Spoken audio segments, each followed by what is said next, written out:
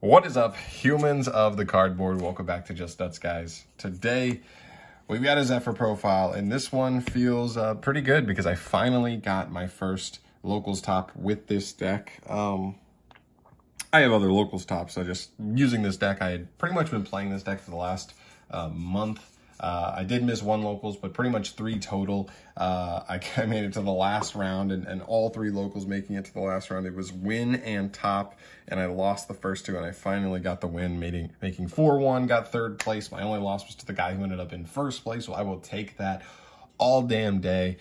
And yeah, so this isn't really a locals recap. This is just going a little more in depth for the profile itself because I've been slightly adjusting the list every week I've gone. It hasn't been the same list any 2 weeks. So I want to show you guys where I'm at because I think I might be playing something different at locals next week, but I want to show you where at least I am with this. And I'll also give you some notes at the end on what I even might change from this week into next week. So without further ado, let's just jump into it. Starting off with our monster lineup here. Of course, we have the main boys. We have 3 copies of ZEFRA, 3 copies of ZEFRA, and 3 copies of ZEFRAXY. This is your main 3 monsters you need to be keeping in mind. ZEFRA is the most important card in the entire deck because you just need to see this plus a low scale and you are set. And even sometimes with a high scale, it can still work out depending on what the rest of your hand looks like. But really, really incredible card. Sends in a ZEFRA monster from deck to your face-up extra deck, which is just essentially a free +1. ZEFRA is your searcher. If he's pen summoned or destroyed, he will search you a ZEFRA card, spell or trap actually, or Yang Zing spell or trap, so you can search 9 pillars as well.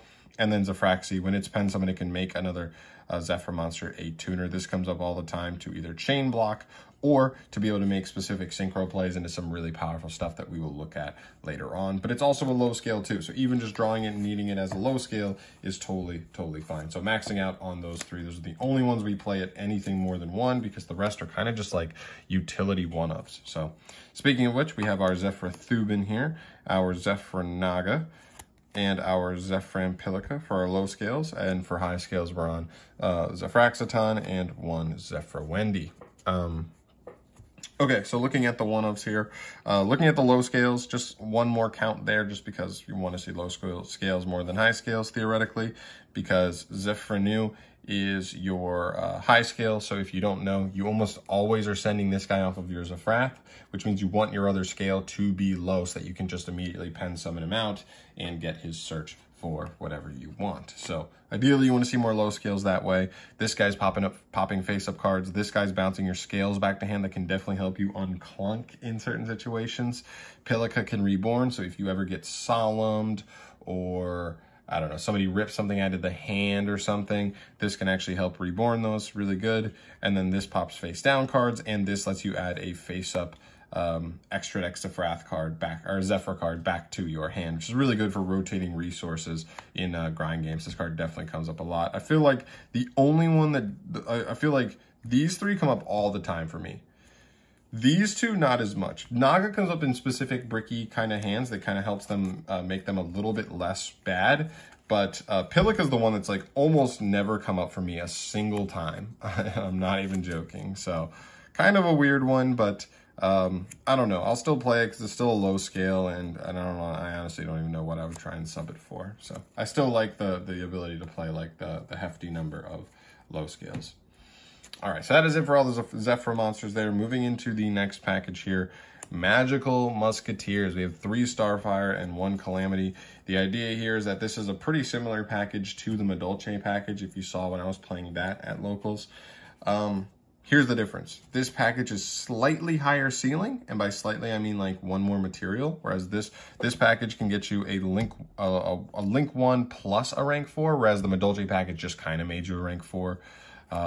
There, so good utility. The only downside I would say with this package is that this package you like almost need to commit to it early because obviously you triggered their effects by like activating your scales into their columns, and so sometimes it can be a little bit clunky with stuff like Path and Gamma. Sometimes wanting to like bait certain cards from your opponents that you can Gamma them on your turn it becomes less possible if you draw this in your hand. And same thing with path. Like, you don't want to make a rank 4 just to have to path it back, but you also have to commit to this early, a little bit too early, so that path wouldn't even be activatable at that point. So it becomes a little bit clunky with those. So I don't know how much I like this compared to the Medolce engine. It's slightly higher ceiling, which is nice, but I'm not sure it really came up enough to to really make it worth. So I don't really know. For now, though, it worked out this week, so I can't really complain, but I did feel like I drew these a good amount of times when, like, they were not very good draws. So for now, they worked this week, but I think they might be something I'd look to swap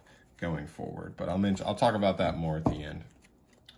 Then for the hand trap lineup, very, very simple. Triple Gamma in the driver. This card is insane in this deck. This card was insane all day for me today. And double Ash. Yeah, long story short, these are great. I mean, like, there's really not much more to say. Gamma's just so insane. You activate so many power spells that, like, people who know what this deck does really don't like watching them resolve, but they know that even just the scare of them knowing you play Gamma is enough to, like, scare them from ashing you or hand trapping you on, like, more opportune times. But yep, and then obviously the double Ash. This is cool because this is sometimes your search target off of the generic search any monster in your deck play, because I don't really play a super powerful one. It's another thing that's, like, slightly different with this list. No Gizmek Kaku, no what's it, Cyberstein, nothing like that. So this is kind of what you end up searching there. Just simple, like, easy one additional nice disruption. Then for the spells, that is it for the monsters, by the way. For the spells, we're on triple copies of Oracle. We're on 1 copy of Terraforming, so quadruple copies of Oracle. Triple copies of ZEFRA Providence, and 1 ZEFRA Path. This is pretty standard here. You're just maxing out these consistency spells. This card's searching you any ZEFRA monster. This card's searching you any ZEFRA card, and it's Baelink's Engrave, essentially. And Path is one of the most obscene floodgates we've ever seen. Essentially what Path says is that neither player can special summon except from hand or extra deck. So for a Pendulum deck, you literally are, like, not restricted at all, but most other decks, especially in the metagame, are definitely immensely restricted because of this card, and it's amazing. So yeah, like, these cards are insane, obviously. There. Moving on.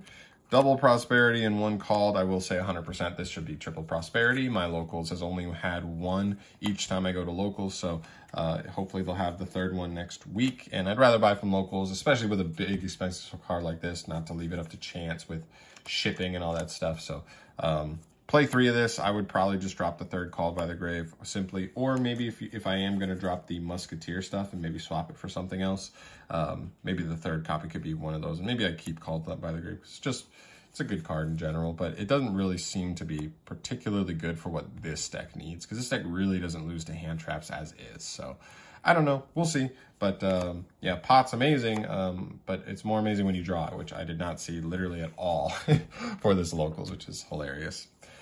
And then finishing up the main deck here, we have our trap lineup: Triple War, 1 Divine Strike, 1 9 Pillars. I think I'd consider potentially dropping War from 3 to 2. Definitely still want 2.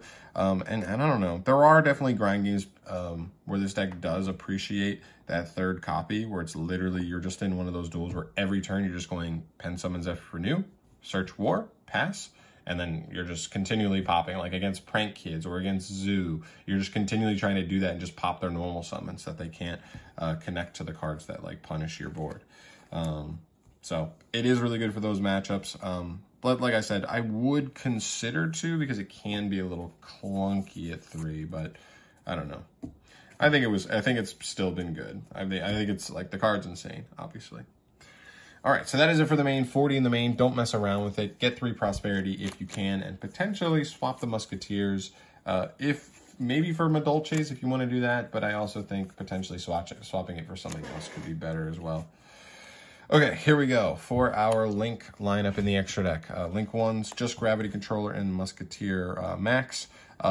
Obviously, you don't play max if you're going to drop the Musketeer package, but it is really nice to have an additional card where you can go like normal Starfire, activate scale, Scarfire effect to summon from deck, and they ask you, and then you just like link into max and max effect to try and summon from deck because they have any back row whatsoever.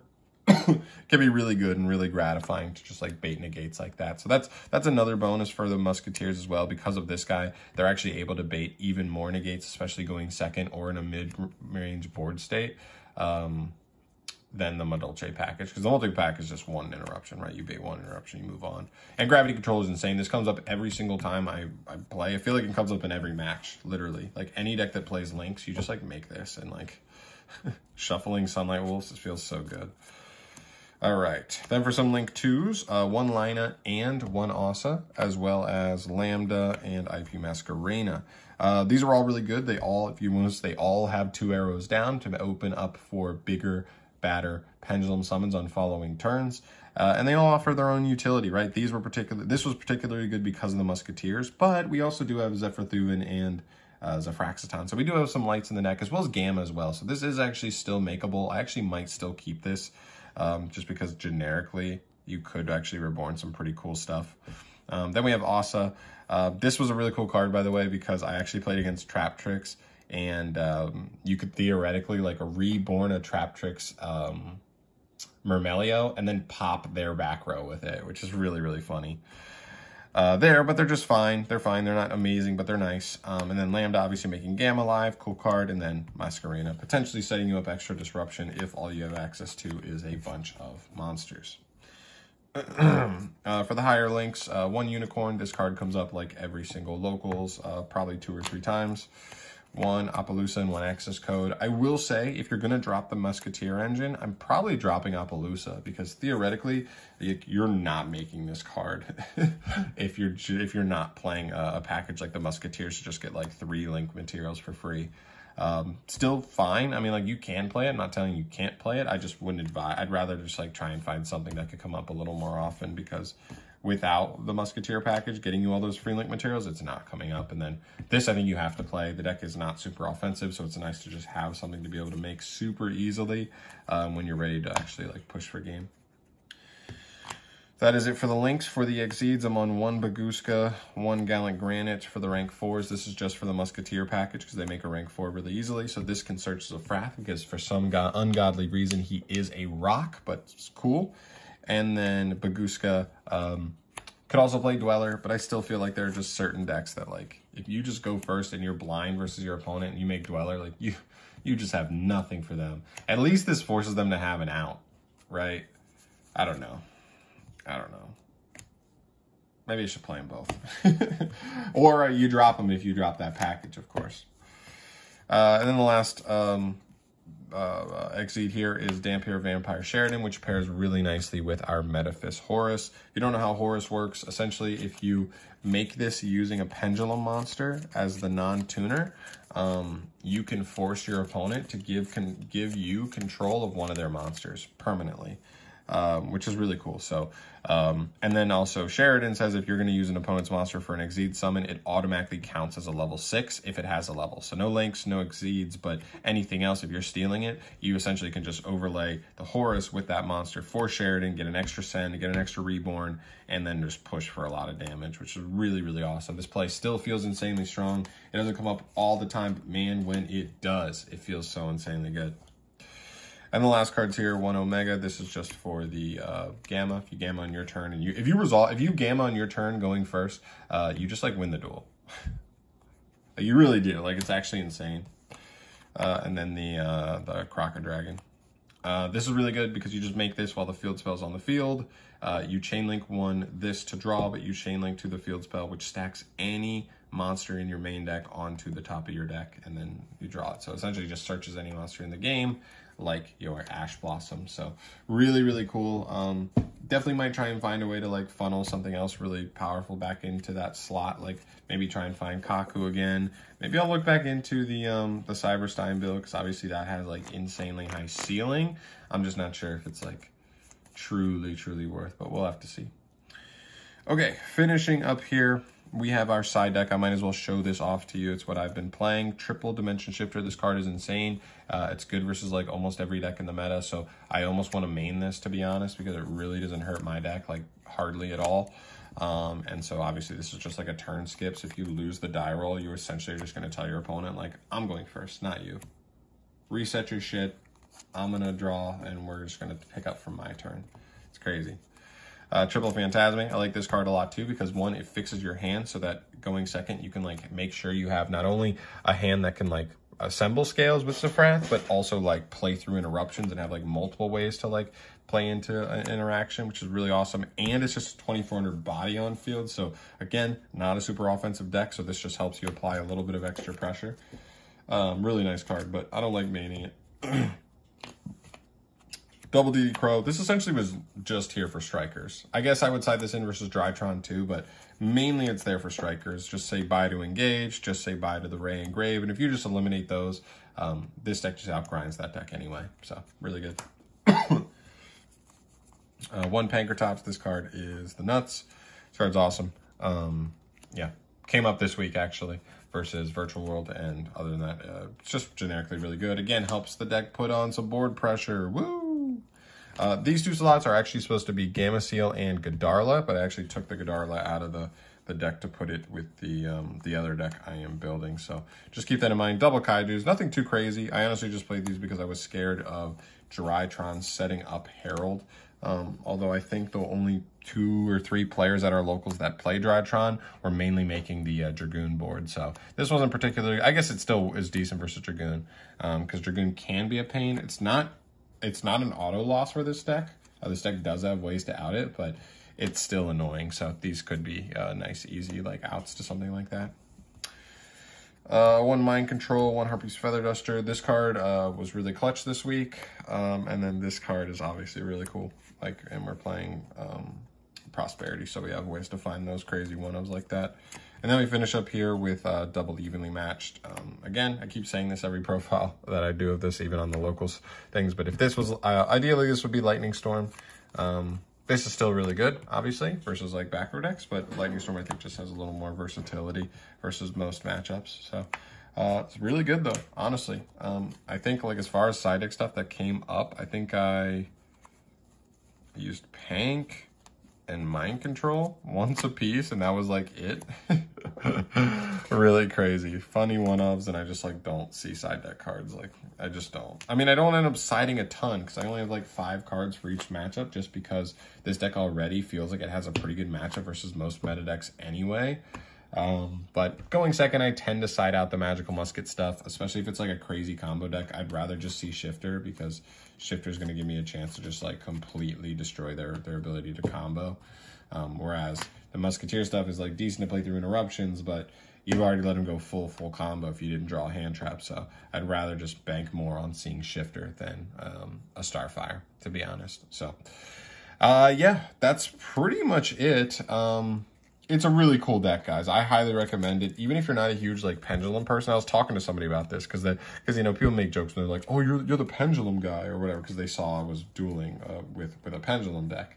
And I was like, okay, well, no, I'm not a Pendulum guy.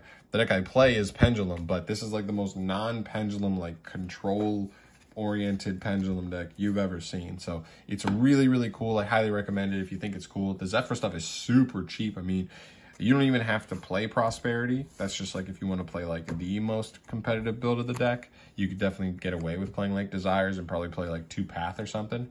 But other than that, like, the deck's super budget. So highly recommend you try it out. Thank you so much for watching, though. I'm going to get the hell out of here.